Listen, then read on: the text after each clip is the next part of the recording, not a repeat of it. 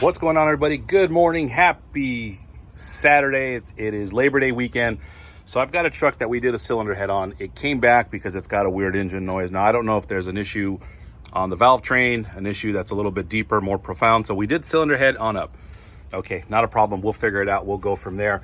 I do have some oil coming in here. This is the motor oil that I took out from there.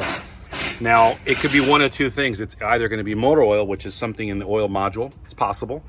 It could be something that's coming from the transmission, because you do have two transmission lines that come to the cooler on the radiator, and then maybe something going on there. So I'm going to quickly show you guys what's going on there. It's definitely pretty interesting. So it's kind of milky. I don't know if you guys can see that.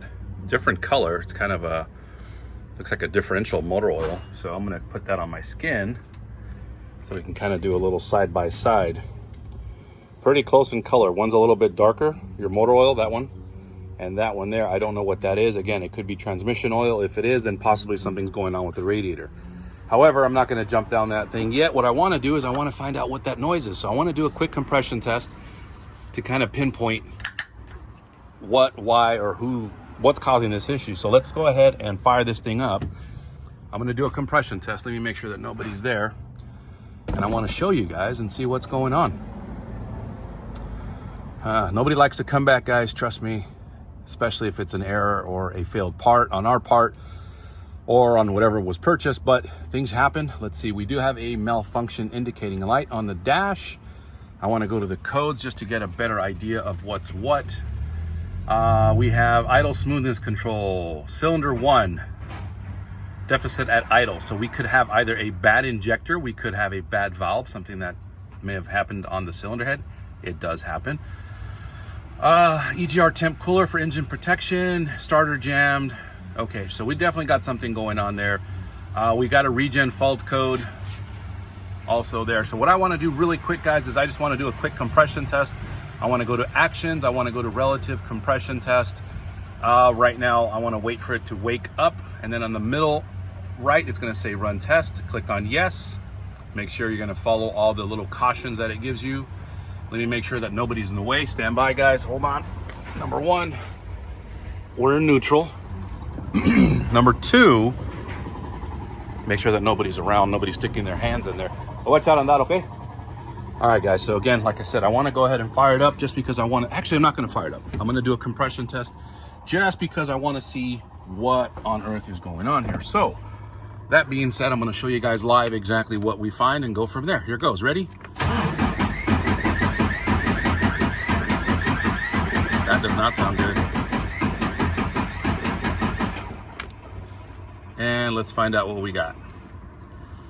Woo, that is not good. We got 0 compression in the cylinder number 1. Number 2 is 89.5. Number 3 is 90%, 100, 84, and 81%. So those are not good numbers. Definitely 0% is concerning. So I wonder if I have something going on in the actual valves. I won't know until I take it apart.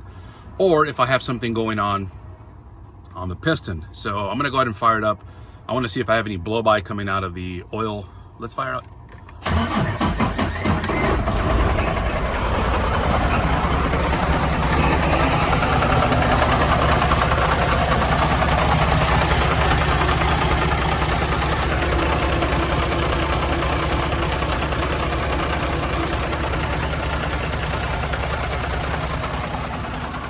That sounds terrible.